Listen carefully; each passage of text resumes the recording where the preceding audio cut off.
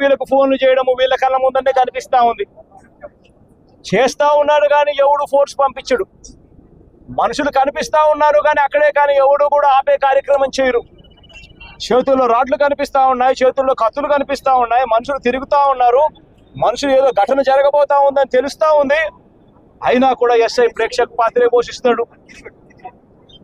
ఎస్ఐతో పాటు వచ్చిన ఇద్దరు కానిస్టేబుల్ ప్రేక్షక పాత్రే పోషిస్తారు.